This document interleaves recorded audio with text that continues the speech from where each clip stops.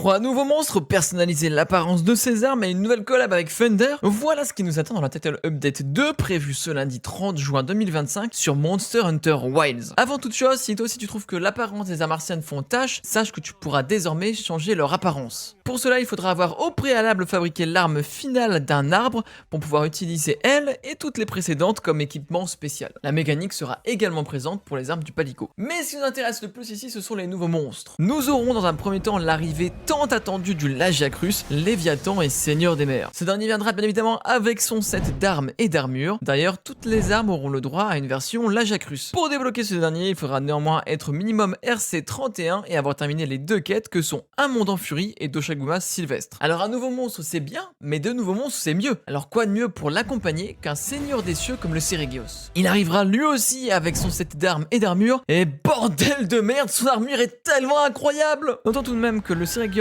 infligera des dégâts hémorragiques, alors préparez-vous comme il se doit pour l'affronter. Comme pour le Lagiacrus, il faudra être minimum RC31 et avoir complété la nouvelle quête Un Monde en Furie. Enfin, le dernier monstre n'est autre que Lutduna en Alpha Suprême. Il fera son apparition dans une quête événement et une quête défi libre. Il arrivera lui aussi bien évidemment avec un nouveau set d'armure Gamma. La quête sera quant à elle disponible du 30 juillet au 20 août 2025. Pour fêter les 20 ans du jeu, Monster Hunter avait réalisé une collaboration commerciale avec Fender qui avait abouti à la création d'une guitare aux couleurs du Rathalos. Et bien sachez qu'en réalisant une quête événement, vous pourrez récupérer une emote très sympathique qui vous permettra de jouer la douce musique de Monster Hunter sur cette guitare in-game. Bon, personnellement, j'aurais bien aimé qu'en plus de l'emote, cette Fender soit également un skin d'arme pour la corne de chasse. Ça aurait été magnifique.